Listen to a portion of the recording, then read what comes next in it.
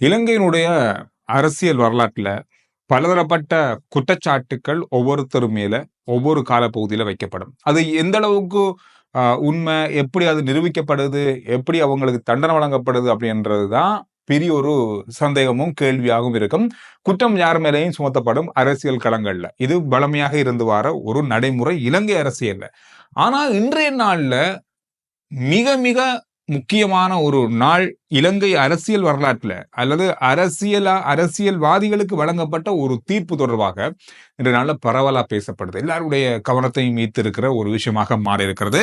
முன்னாள் 2 அமைச்சர்களுக்கு 25 வருட கடூழிய சிறை தண்டனை வழங்கப்பட்டிருக்கிறது. ஊழல் குற்றச்சாட்டின் அடிப்படையில இது நிரூபிக்கப்பட்டதன் அடிப்படையில இன்றைய நாள்ல கொழும்பு மேல் நீதிமன்றம் இந்த உத்தரவை பிறப்பித்திருக்கிறது.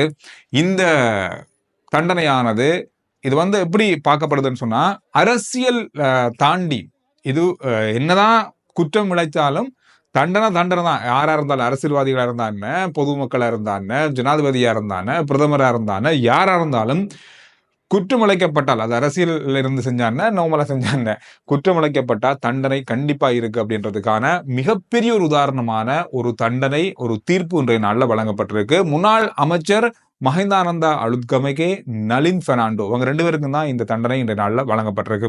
இவங்களுக்கு என்னதுக்கு இந்த தண்டனை வழங்கினாங்க, எவ்வளவு காலம் இந்த வழக்கு தொடரப்பட்டது, என்னென்ன விஷயங்கள் இதுல உள்ளடக்கப்பட்டிருக்கு அப்படின்றத சுருக்கமா பார்த்துட்டு இன்றைய நாளுக்கான முக்கியமான செய்திகளையும் பார்க்கலாம். மஹிந்தானந்தா அழுத்கமகே முன்னாள் விளையாட்டுத்துறை அமைச்சர். இவர் விளையாட்டுத்துறை அமைச்சரா முன்னாள் ஜனாதிபதி மஹிந்த ராஜபக்ஷ இருந்த காலத்துல 2010 இருந்து 2015 ஆண்டு காலப்பகுதிக்குள்ள விளையாட்டுத்துறை அமைச்சரா இவர் இருந்திருக்காரு. இந்த விளையாட்டுத்துறை அமைச்சரா இவர் இருந்த இந்த காலகட்டத்துக்குள்ள ஜனாதிபதி தேர்தல் 2015 ஆண்டு நடந்த ஜனாதிபதி தேர்தலை ஒட்டி அதாவது விளையாட்டு கழகங்களுக்கு பொருட்கள் வழங்குறதுக்காக 14,000 கேரம் போர்ட், 11,000 சேக்கட் போர்டுகள் இறக்குமதி செய்திருக்காங்க. ஆனா இந்த பணம் சத்தோச நிறுவனத்திடம் இருந்த அரச நிதியிலிருந்து எடுக்கப்பட்டு முறைகேடாக இது பயன்படுத்தப்பட்டது என்றதான் அவங்களுடைய குற்றச்சாட்டு. மிகப்பெரிய அளவான ஒரு குற்றச்சாட்டு. 53 மில்லியன் ரூபாக்களை இதுல முறைகேடா அவங்க பயன்படுத்தி இருக்காங்க. இதன் காரணமாகத்தான் இந்த வழக்கு இவருக்கு எதிராக தொடரப்பட்டது. இது லஞ்ச ஊழல் ஆணைக்குழுவால 2019 ஆண்டு ஜூன் 27 மைத்ரிபால சிறிசேன அவர்கள், முன்னாள் ஜனாதிபதி மைத்ரிபால சிறிசேன அவர்கள் மற்றது ரணில் விக்ரமசிங்க அவர்களுடைய நல்லாட்சி காலத்துல இந்த வழக்கு இவர்களுக்கு எதிராக தொடரப்பட்டது. இப்ப நேற்று முன்னாலோ அல்லது இந்த அரசாங்கம் வந்தது பிறகோ இந்த வழக்கு தொடரப்பட்டதில்லை. இது பழைய வழக்கு. நளின் பெர்னாண்டோ அவர்கள் 2014 இருந்து 2015 இந்த காலகட்டத்துக்குள்ள சத்தோசையினுடைய சேர்மன், தலைவராக இருந்தாரு. அது மட்டும் இல்லாமல் 2019 ஆண்டுக்கு பிறகு முன்னாள் ஜனாதிபதி ரணில் விக்ரமசிங்க அவர்களுடைய ஆட்சி காலத்துல இவர் ஒரு அமைச்சராகவும் இருந்திருக்காரு. எனவே இவர் சத்தோச நிறுவனத்துடைய தலைவராக இருந்த காலத்துல, மஹிந்தானந்தா அழுத்கமகே அவர்கள் விளையாட்டுத்துறை அமைச்சராக இருந்த காலத்துல இவங்க 2 பேரும் இணைஞ்சு இந்த குற்றச்சாட்டுக்கு உள்ளாகி இருந்தாங்க. இது முறைகேடாக 53 மில்லியன் ரூபாய்கள் இதுல பயன்படுத்தப்பட்டது அப்படின்றதுக்கான எதிரான வழக்கு தான் இந்த வழக்கு. இந்த தீர்ப்பானது பலதரப்பட்ட இடங்கள்ல பேசப்படுற ஒரு விஷயமா இருக்கு. மக்கள் இதை வெடிக்கொளுத்தி, நாவலப்பிட்டி அதாவது மஹிந்தானந்தா அழுத்கமகே அவர்களுடைய இடம், அங்க வெடிக்கொளுத்தியே அதை கொண்டாடின காட்சிகள் சமூக வலைத்தளங்கள்ல பார்க்க கிடைச்சது, செய்தித்தளங்கள்ல இந்த பார்க்க கிடைச்சது. எனவே ஊழல் ஒழிக்கப்படும் பட்சத்துல நம்மளுடைய நாட்டினுடைய அடுத்த கட்ட நகர்வே இருக்கும். அதுல எந்த ஒரு மாற்றமும் இல்லை. அந்த அடிப்படையில இந்த மாதிரியான தண்டனைகளும், இந்த மாதிரியான குற்றங்கள் இழைக்கப்பட்டவர்கள் கைது செய்யப்பட்டு விசாரணை செய்யப்பட்டவர்களுக்கு மிக விரைவான தண்டனை வழங்கப்பட்டால்தான் அடுத்து வருகின்ற அரசியல்வாதிகள், அடுத்து வரப்போற தலைமுறையினுடைய அரசியல் களமாக இருக்கட்டும், அரசியல் பக்கமாக மக்களுக்கு கிடைக்க போற நன்மையா இருக்கட்டும், சரியான முறையில சேர வாய்ப்புகள் இருக்கு. நீங்க என்ன சொல்றீங்க இந்த விஷயம் பத்தி அப்படின்றத கருத்துக்கள்ல சொல்லுங்க. இது இப்படி இருக்கும்போது இன்றைய நாள்ல மஹிந்தானந்தா அழுத்கமகே அவர்களுக்கு வழங்கப்பட்ட இந்த தீர்ப்பானது அல்லது இந்த தண்டனையானது இதை ஏற்றுக்கொள்ளக்கூடியதா இல்லை அப்படின்ற மாதிரி அவருடைய சட்டத்தரணிகள் இன்றைய நாள்ல மேல் முறையீடு செஞ்சிருக்காங்க நீதிமன்றத்துல. எனவே இது இன்றைய நாள்ல உடனடியாகவே நடந்திருக்கு. அதே போல அவரை இன்றைய நாள்ல பிணையிலையோ அல்லது அவரை விடுவிச்சதா அப்படின்ற மாதிரியான பல விஷயங்கள் இந்த செய்திகளுக்குள்ள கருத்துக்களை நான் பார்த்த இணையதளத்துல அப்படி இல்லை.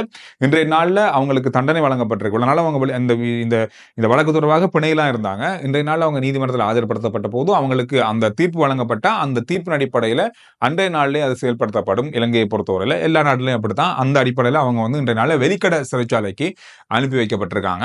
எனவே இனி மேல்முறையீட்டு நீதிமன்றம் அதை ஏற்றுக்கொள்ளுதா அல்லது அது தொடர்பான வழக்கு எடுத்துக்கொள்வாங்களா, அதுக்கு பிறகு அவங்களுக்கு பிணை கிடைக்குதா, இந்த மாதிரி பல விஷயங்கள் இருக்கு இதுல. எனவே அது எப்படி இருக்க போகுது அப்படின்றத பொறுத்து வந்து பார்க்கலாம். இந்த விஷயம் தான் இன்றைய நாளில் பார்க்கப்பட்ட மிக மிக மிக முக்கியமான செய்தியாக இருக்கு. வளமையா கலவரங்களை அல்லது கலவரமான பல விஷயங்களை சொல்ற உதயன் கம்மன்பில இன்றைய நாள் ஒரு விஷயத்த சொல்லியிருக்காரு. பல விஷயங்கள் இன்றைய நாள் அவர் சொல்லியிருக்காரு. அதுல ஒரு முக்கியமான விஷயம், அமைச்சர் விமல் ரத்நாயக் அவருக்கு எதிராக லஞ்ச ஊழல் ஆணைக்குழுல ஒரு முறைப்பாடு செய்ய போறோம் அப்படின்ற மாதிரி. என்ன காரணம்னு சொன்னா, கடந்த டிசம்பர் மாதம் இந்த கண்டெய்னர்கள் எல்லாமே ஹார்பர்ல வந்து நிறைஞ்சிருந்தது. அதை வெளியில அதை விடுவிக்கிறதுக்கான நேரம் அல்லது அதுக்கான தாமதம் ஏற்பட்டிருந்தது. பல கண்டெய்னர்கள் அப்படியே தாமதமாகவே ஹார்பர்ல இருந்தது. ஆனா அந்த காலகட்டத்துக்குள்ள ஒரு குறிப்பிட்ட கண்டெய்னர்கள் வந்து எந்தவித சோதனை நடவடிக்கையும் இல்லாம வெளியில போனது அப்படின்ற ஒரு பரபரப்பான ஒரு செய்தி பாராளுமன்றத்திலையும் பேசப்பட்டது. ஆனா அதுக்கப்புறம் அது இல்லாம போச்சு. ஆனா இன்றைய நாள் அதை அவர் திரும்ப கிட்டியிருக்காரு.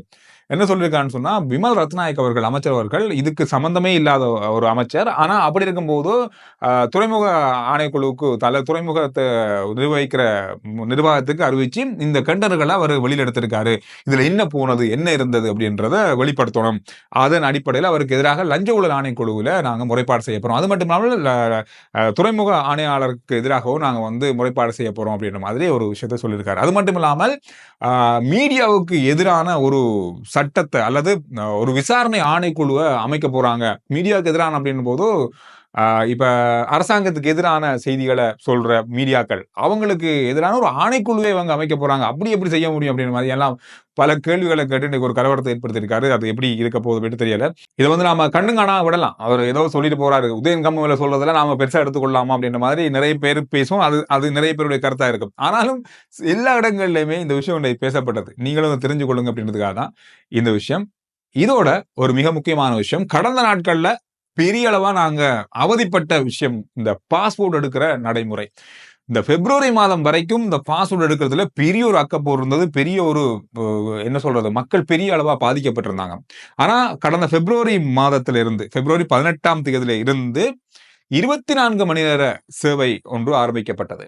அதுக்கு பிறகு கொஞ்சம் கொஞ்சமாக இந்த பாஸ்போர்ட் வரிசை குறைஞ்சது. இந்த 24 மணி நேர பாஸ்போர்ட் வழங்குற சேவை இந்த மே 30ஆம் தேதியோட முடிவடையுது. இந்த 30ஆம் தேதியோட இந்த பாஸ்போர்ட் 24 மணி நேரம் இன்னும் வழங்கப்படாது. ஆனாலும் நீங்க பாஸ்போர்ட்டை ஒரு நாள் சேவையில பெற்றுக்கொள்ளலாம். அப்படி பெற்றுக்கொள்றதா இருந்தா பத்திரமுள்ள அலுவலகத்துல காலை 7 மணில இருந்து பகல் 2 மணி வரைக்கும் விண்ணப்பங்கள் வந்து அங்க ஏற்றுக்கொள்ளப்படும். அந்த விண்ணப்பங்கள் 2 மணி வரைக்கும் தான் கொடுக்கலாம். அதுக்கு பிறகு நீங்க பாஸ்போர்ட்டை அதே நாள்ல எடுத்துக்கொள்ளக்கூடியதாக இருக்கும் இந்த வசதி. வழமையா கடந்த காலங்கள்ல இருந்ததுதான். முன்பதிவு செய்தவங்க கூட இந்த நேரங்கள்ல வந்து பாஸ்போர்ட்டுகளை பெற்றுக்கொள்ளலாம்.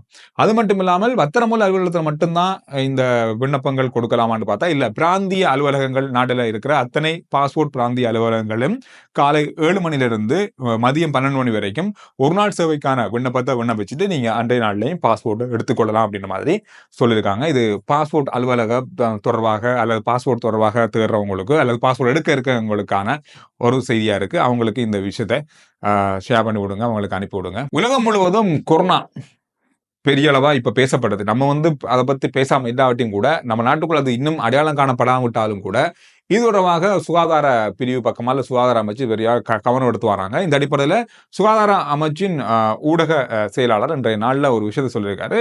PCR பரிசோதனையை கொஞ்சம் அதிகரிக்கும்படி. காரணம் இப்ப நிறைய பேருக்கு காய்ச்சல், அது கொரோனாவா அல்லது இன்ஃபுளுன்சாவா அல்லது டெங்குவா அல்லது இப்ப வர சிக்கன் குனியாவா, இந்த மாதிரி பல காய்ச்சல்கள் இருக்கு. இதுக்குள்ளேயும் கொரோனாவும் இருக்கலாம் அப்படின்ற ஒரு சந்தேகத்துல வித்தியாசமான சிம்டம்ஸ் இருந்தால், இந்த கொரோனா சம்பந்தமான சிம்டம்ஸ் இருந்தால் அவங்களுக்கு PCR பரிசோதனை எடுக்கலாம் அப்படின்ற மாதிரி சொல்லியிருக்காங்க.